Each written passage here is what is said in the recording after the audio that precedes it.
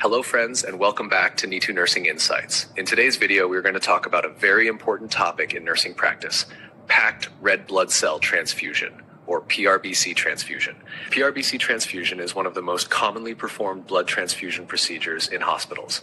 It is used when a patient needs an increase in the oxygen carrying capacity of the blood, particularly in cases of significant anemia or blood loss. As nurses, we need to understand not only why PRBCs are given, but also how to prepare the patient, how to verify the blood safely, what to monitor, and what precautions to take. So let's understand everything step by step. What is PRBC? First of all, what exactly is PRBC? PRBC stands for packed red blood cells. Packed red blood cells are a blood component prepared by removing most of the plasma from donated whole blood. This leaves us with a higher concentration of red blood cells. PRBCs are mainly used to treat anemia, acute blood loss, and conditions where increasing the oxygen carrying capacity of the blood is clinically necessary. So in simple words, the main purpose of PRBC transfusion is to increase hemoglobin and improve oxygen delivery to the tissues. What does PRBC contain? PRBCs contain a high concentration of red blood cells, a small amount of plasma, very few platelets and white blood cells, especially when the unit is leukocyte reduced, an anticoagulant and preservative solution that helps maintain the red blood cells during storage. Functions of red blood cells. Now, let's quickly understand the functions of red blood cells. The first and most important function is to carry oxygen from the lungs to the tissues using hemoglobin. The second function is to carry carbon dioxide from the tissues back to the lungs where it can be exhaled. Red blood cells also contribute to maintaining the acid-base balance of the blood. And most importantly, they help provide adequate oxygen to the tissues so that the cells can produce energy and function normally. HETFR, easy way to remember: oxygen to the tissues, carbon dioxide back to the lungs, maintain acid-base balance, and support normal tissue function. Now let's talk about the indications for PRBC transfusion. So when do we actually give PRBCs? There are several clinical situations where PRBC transfusion may be required. Indications for PRBC transfusion. First, symptomatic anemia. A patient with anemia may develop symptoms such as fatigue, dizziness, shortness of breath, chest pain, other symptoms related to inadequate oxygen delivery. In these situations, PRBC transfusion may be considered depending on the patient's overall clinical condition. Second, acute blood loss or hemorrhage. PRBCs may be required when the patient has significant blood loss, for example, trauma, surgery, gastrointestinal bleeding, postpartum hemorrhage. Third, severe anemia. PRBCs may be needed when the patient has severe anemia and requires an improvement in oxygen delivery. Fourth, perioperative blood loss. PRBCs may be required during or after major surgery when significant blood loss has occurred. Fifth, chronic anemia. In some patients with chronic anemia, transfusion may be required when other appropriate treatments are ineffective or unsuitable. Examples include selected patients with chronic kidney disease, bone marrow failure, thalassemia, sickle cell disease, aplastic anemia, myelodysplastic syndrome. PRBCs can also be used as part of exchange transfusion in selected conditions, such as severe sickle cell disease or hemolytic disease of the newborn. Common transfusion thresholds. Now, let's talk about hemoglobin levels. In many hemodynamically stable hospitalized adults, a restrictive transfusion strategy considers PRBC transfusion when the hemoglobin level is below 7 grams per deciliter. A threshold of around 8 grams per deciliter may be considered in selected patients with pre-existing cardiovascular disease or in certain surgical situations. But remember one very important point. We should never look at the hemoglobin value alone. The decision to transfuse should also take into account the patient's symptoms, clinical condition, ongoing blood loss, cardiovascular status, overall clinical situation. So the hemoglobin level is important, but the patient as a whole is more important than one laboratory value. Exam tip. If you are asked, what is the main purpose of PRBC transfusion? The answer is to increase the oxygen carrying capacity of the blood by increasing the hemoglobin concentration. Contraindications and important considerations. Now let's discuss some important considerations. PRBCs should not be given simply for volume expansion or to increase oncotic pressure. If anemia can be appropriately treated by other methods, transfusion may not be necessary. The decision to transfuse should always be based on the patient's clinical condition and the indication for transfusion. Equipment required for PRBC transfusion. Now let's move on to the equipment. Before starting the transfusion, make sure that everything you need is ready. You will need the prescribed PRBC unit that has been appropriately matched and issued for the patient, a blood transfusion administration set with an appropriate blood filter, an appropriate IV cannula, 0.9% sodium chloride or normal saline when required, an IV stand, an infusion pump, if approved for blood administration by your hospital and the manufacturer, gloves and appropriate PPE, antiseptic swabs, vital sign monitoring equipment such as a thermometer, blood pressure apparatus, and pulse oximeter, appropriate emergency equipment and medications according to hospital protocol. Very important point. Do not add medications or dextrose-containing solutions to the bloodline. When a compatible IV fluid is required, 0.9% sodium chloride is commonly used with PRBCs.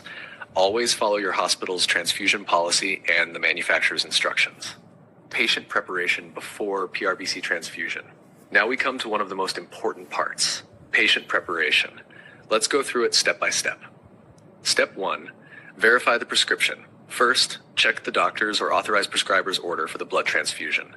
Make sure the order is complete and appropriate for the patient. Step 2, explain the procedure and confirm consent. Explain the procedure clearly to the patient and obtain informed consent according to hospital policy.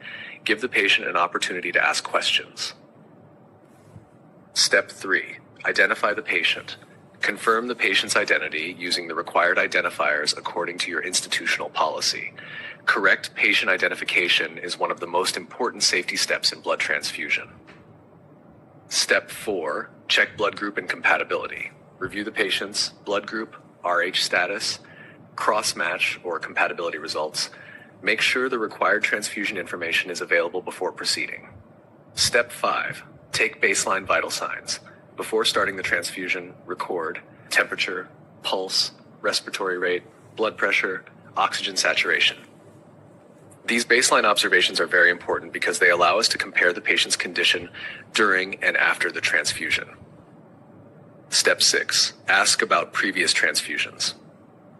Ask the patient whether they have received blood products previously. Also ask whether they have ever experienced a transfusion reaction. This information is important because previous transfusion reactions can affect future transfusion planning. Step 7, check IV access. Make sure the IV cannula is patent. Also assess the IV site for redness, swelling, pain, leakage, any other signs of complications. Step 8, explain transfusion reaction symptoms. Tell the patient if you develop fever, chills, itching, a rash, difficulty breathing, chest pain, back pain, suddenly feel unwell, or notice any unusual symptoms, please inform me immediately. This patient education is extremely important. Step 9, check emergency equipment. Make sure appropriate emergency equipment and medications are readily available according to hospital protocol. Step 10, perform hand hygiene. Finally, perform proper hand hygiene and use appropriate PPE. Final bedside blood verification. Now comes one of the most important safety steps in blood transfusion, final bedside verification. The blood unit and patient identification must be checked at the bedside by appropriately trained and authorized healthcare professionals according to institutional policy. Check carefully. Patient identity, blood group and RH status, compatibility information, blood unit or donation number, blood component, expiry date, any special patient requirements if applicable, integrity and appearance of the blood unit. And remember, if there is any discrepancy, do not start the transfusion. Stop and resolve the discrepancy according to hospital policy. Never guess and never ignore a mismatch. Starting the transfusion. Once all the required checks are completed and everything is correct, the transfusion can be started according to the prescribed rate and hospital protocol. The patient should then be appropriately monitored throughout the transfusion. Easy exam sequence. For exams, you can remember the sequence like this: consent, identify, assess, baseline vital signs, IV access, explain reaction symptoms, check blood, start transfusion, monitor. Very simple. Nursing assessment before PRBC transfusion. Before starting a PRBC transfusion, the nurse should perform a complete patient assessment. Let's go through it step by step. 1. Assess the general condition. First, look at the patient's overall condition. Assess level of consciousness, skin color, general weakness, fatigue, breathlessness, dizziness, overall clinical condition. Number 2. Check vital signs record, temperature, pulse, respiratory rate, blood pressure, oxygen saturation. 3. Assess for signs and symptoms of anemia. Look for pallor, fatigue, tachycardia, dyspnea, dizziness, other symptoms related to reduced oxygen delivery. 4. Review laboratory results. Pay particular attention to hemoglobin, hematocrit, blood group, cross-match or compatibility results. 5. Ask about previous transfusions. Ask about previous blood transfusions and any history of serious transfusion reactions. 6. Check allergies and medical history. Review relevant allergies and medical history. This may help identify factors that could affect transfusion safety. Assess the IV site. Make sure the cannula is patent and that the IV site is free from redness, swelling, pain, leakage, other complications. 8. Assess the risk of fluid overload. Pay particular attention to patients who may be at increased risk of transfusion-associated circulatory overload. For example, older adults, patients with cardiac disease or heart failure, patients with renal impairment, patients with severe chronic anemia. 9. Assess patient understanding. Make sure the patient understands the procedure. Also, make sure they know to report any unusual symptoms immediately. 10. Document baseline findings. Finally, document the patient's baseline assessment and observations before starting the transfusion. Blood verification. Never skip this step. Now, let's focus once again on blood verification, because this is one of the most important patient safety steps in the entire transfusion process. Before starting the transfusion, 2 appropriately trained and authorized healthcare professionals should verify the blood component according to the hospital's transfusion policy. The following information must be checked carefully at the bedside: patient's full name, patient identification number, date of birth or another required patient identifier, blood group, RH factor, compatibility or cross-match information, blood unit or blood bank number, expiry date, blood component, any special transfusion requirements, blood bag integrity, appearance of the blood component. Take your time during this step. Never rush blood verification. And remember this important rule: if there is any discrepancy, do not administer the blood. If anything does not match, do not start the transfusion. Stop the process, do not proceed until the discrepancy has been resolved, and follow your hospital's blood transfusion policy. Contact the appropriate transfusion laboratory or blood bank team for further clarification. Remember, right patient, right blood component, right compatibility, right checks. Every time. This simple step can prevent serious and potentially life-threatening transfusion errors. Now that we understand the preparation before a PRBC transfusion, let's move on to the actual PRBC transfusion procedure. I'll explain it step by step so that it's easy to understand and easy to remember for both clinical practice and nursing exams. PRBC transfusion procedure. Step 1. Perform hand hygiene. First, perform proper hand hygiene and wear appropriate gloves and PPE according to your hospital policy. Step 2. Prime the blood administration set. Next, prime the blood administration set according to your institutional protocol. When priming or flushing the blood administration line, 0.9% sodium chloride is the commonly compatible solution used with red blood cells. Step 3. Connect the PRBC unit. After completing all required bedside checks, connect the PRBC unit to the blood administration set using a septic technique.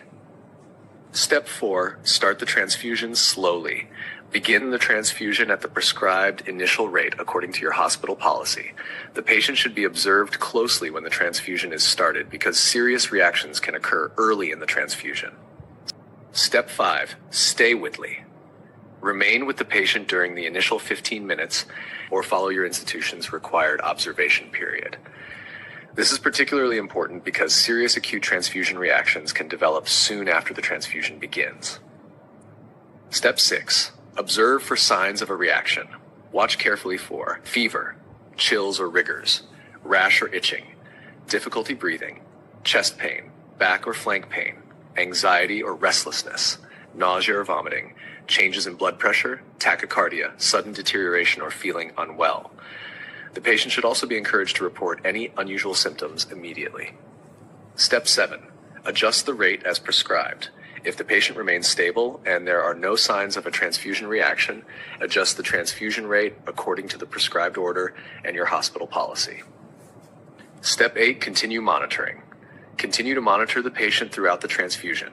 Monitor temperature, pulse, blood pressure, respiratory rate, oxygen saturation, IV site, patient comfort, urine output when clinically indicated. Record vital signs according to your institutional protocol. Step 9. Complete the transfusion within the recommended time. Complete the transfusion within the time specified by your hospital or blood bank policy. For red blood cell transfusions, a unit is commonly administered within 4 hours, although the exact rate depends on the patient's condition and institutional protocol. During the transfusion, the nurse should continue to monitor the patient carefully. Pay attention to temperature, pulse, blood pressure, respiratory status, oxygen saturation, IV site, patient comfort, and urine output when indicated. Remember, a patient's condition can change quickly, so don't only look at the monitor, look at the patient, listen to the patient, and respond to any change immediately. Types of transfusion reactions. Now let's discuss one of the most important topics in blood transfusion: transfusion reactions. Transfusion reactions can be broadly classified as acute or delayed. Acute reactions occur during or within approximately 24 hours of transfusion, while some reactions may develop days or weeks later. SARP 1. Acute hemolytic transfusion reaction. An acute hemolytic transfusion reaction, or AHTR, is a serious reaction in which transfused red blood cells are rapidly destroyed. One important cause is ABO-incompatible blood, often associated with patient or blood product identification and compatibility errors. Signs and symptom and chills, back, flank, chest, or abdominal pain, headache, anxiety or a feeling of uneasiness, shortness of breath, tachycardia, hypotension, nausea or vomiting, dark urine or hemoglobinuria, reduced urine output. In severe cases, the patient may develop shock, acute kidney injury, disseminated intravascular coagulation or DIC, and in extreme cases, death. This is a medical emergency and requires immediate action. Number 2, febrile non-ion reaction. The next reaction is a febrile non-hemolytic transfusion reaction, or FNHTR. It is usually associated with an unexpected rise in temperature during or within about 4 hours of transfusion. A commonly used definition includes a temperature of 38 degrees Celsius or higher, with a rise of at least 1 degree Celsius above the pre-transfusion temperature, although exact definitions can vary by guideline and institution. Causes. FNHTR is with inflammatory cytokines that accumulate during storage of blood components and, in some cases, antibodies against donor leukocytes. Signs and symptoms include fever, chills or rigors, headache, malaise or feeling unwell, sometimes nausea or vomiting, muscle aches, mild tachycardia. An important point is that fever during transfusion should not automatically be assumed to be a simple febrile reaction. More serious reactions such as acute hemolysis, bacterial contamination, or TRALI may also present with fever. Number 3. An allergic transfusion reaction occurs when the patient reacts to proteins or other substances in the donor plasma. It is often mild and may occur during or shortly after transfusion. Signs and symptoms include itching or pruritus, hives or urticaria, rash, skin redness or flushing, itchy eyes, mild swelling. However, a severe allergic reaction can progress to anaphylaxis. Signs may include difficulty breathing, wheezing, swelling of the throat or airway, hypotension, shock. A severe allergic reaction is a medical emergency. Number 4, transfusion ORI overload, TACO. Now let's discuss TACO, or transfusion-associated circulatory overload. TACO occurs when the patient's circulatory system cannot handle the volume or rate of transfused blood, resulting in fluid overload and pulmonary oedema. Patients at increased risk include older adults, infants and children, patients with heart failure or cardiovascular disease, patients with renal impairment, patients with severe chronic anemia, patients receiving rapid or large volume transfusion. Signs and symptoms include shortness of breath, respiratory distress, reduced oxygen saturation, cough, crackles on lung auscultation, pulmonary edema, increased blood pressure, tachycardia, raised jugular venous pressure, peripheral edema, rapid weight gain, positive fluid balance. TACO can occur during or after transfusion and requires prompt recognition and management. Number 5, transfusion injury, TRALI. The next important reaction is TRALI, or transfusion-related acute lung injury. TRALI is a serious transfusion reaction causing acute respiratory distress and hypoxemia, usually developing during or within 6 hours of transfusion. Importantly, TRALI is not caused by circulatory fluid overload. What happens? Inactors associated with the transfused component can activate white blood cells in the lungs. This increases pulmonary capillary permeability, allowing fluid to enter the lungs and causing non-cardiogenic pulmonary edema.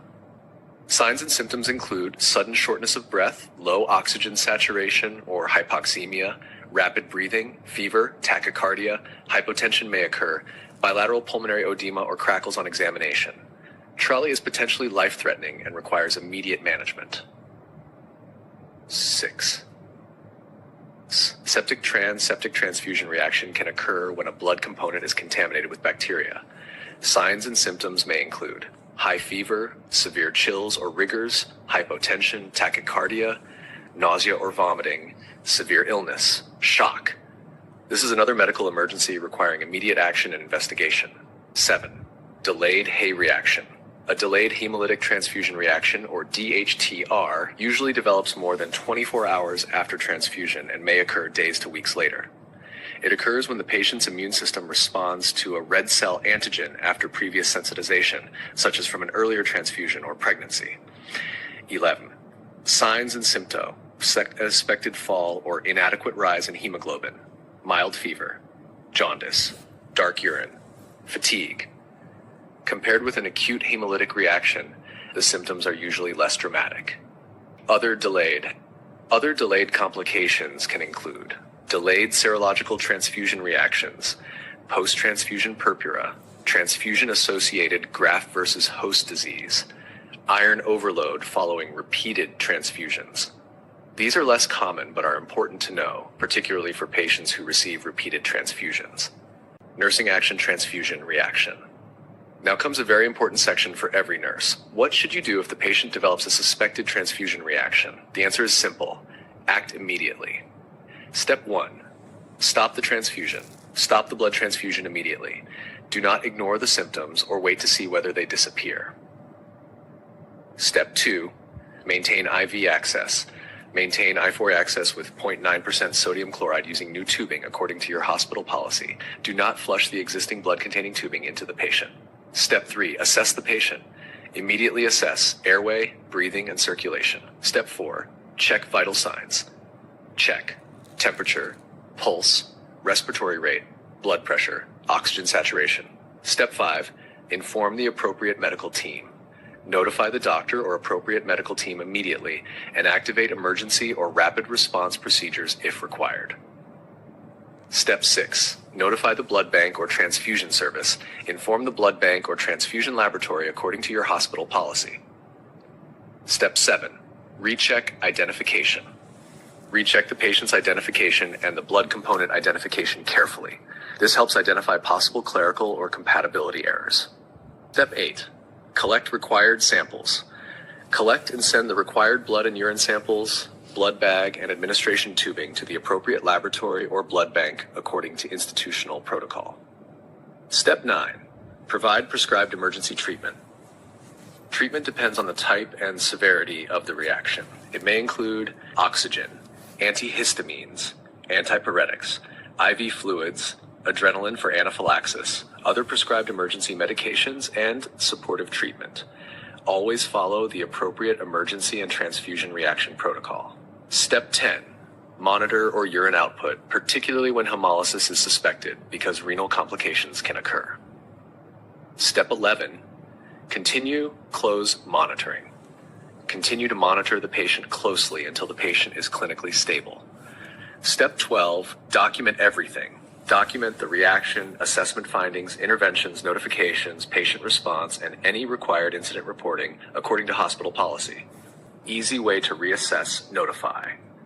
For exams and clinical practice, you can remember stop saying, assess, vital signs, notify, identify, samples, monitor, document. Or simply stop the blood, maintain the IV line with normal saline using new tubing, assess the patient, notify the appropriate team, send the required samples, monitor closely, and document everything. Key warning signs. Never ignore. Fever, chills or rigors, rash or itching, difficulty breathing, chest pain, back or flank pain, hypotension, dark urine, sudden anxiety or restlessness, any sudden deterioration in the patient's condition. Remember, a transfusion reaction can start with a small change in the patient's condition, so early recognition is extremely important. After completion of the transfusion, once the transfusion is complete, follow your hospital protocol regarding the IV line and any required flushing. Continue to assess the patient and record the appropriate post-transfusion observations. Observe the patient for any signs of an immediate or delayed transfusion reaction. Dispose of used equipment safely according to infection control and hospital policy. And finally, complete all required documentation accurately. Documentation and records. What should the nurse document? Document date and time, blood component administered, blood unit or donation number, blood group and relevant compatibility information, start time, completion time, vital signs according to protocol, patient's response, any adverse reaction, nursing interventions, notifications made, signature or electronic identification according to institutional policy. Remember, accurate documentation is both a professional and legal responsibility. Patient education. Before and after the transfusion, educate the patient about symptoms that should be reported immediately. Tell the patient to report fever, chills, rash or itching, difficulty breathing, chest pain, back pain, dark urine, dizziness, feeling unusually unwell, any other new or concerning symptoms, and explain that some transfusion reactions may occur after the transfusion has finished. Therefore, if the patient develops concerning symptoms later, they should seek medical attention and inform the healthcare team that they recently received a blood transfusion. Key nursing points. Let's quickly revise the most important nursing points. Number 1. PRBC transfusion is primarily used to increase the oxygen carrying capacity of the blood, not simply to increase blood volume. Number 2. Use 0.9% sodium chloride with PRBCs when compatible fluid is required, according to institutional policy. Number 3.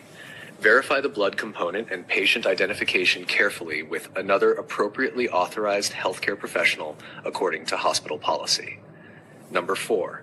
Remain with and closely observe the patient during the initial period after starting the transfusion, according to institutional protocol. Number 5. Monitor continuously for signs and symptoms of transfusion reactions.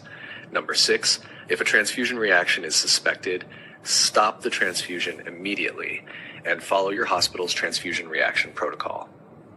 Number 7. Accurate documentation is an essential professional and legal responsibility. Conclusion. So friends, PRBC transfusion is an important and potentially life-saving procedure in modern healthcare. But safe transfusion is not simply about connecting a blood bag to a patient. It involves careful patient assessment, correct blood verification, safe administration, close monitoring, early recognition of complications, prompt nursing intervention, and accurate documentation. As nurses, we play a very important role in every stage of the transfusion process.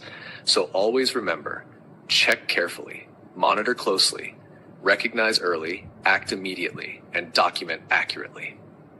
By following evidence-based transfusion guidance, your hospital policy, and local protocols, you can help provide safe and effective care while reducing the risk of transfusion-related complications. Thank you so much for watching Me2 Nursing Insights. If you found this video helpful, please like, share, and subscribe to the channel for more nursing procedures, nursing concepts, and exam-focused explanations. Keep learning, keep practicing, and most importantly, keep your patients safe. See you in the next video.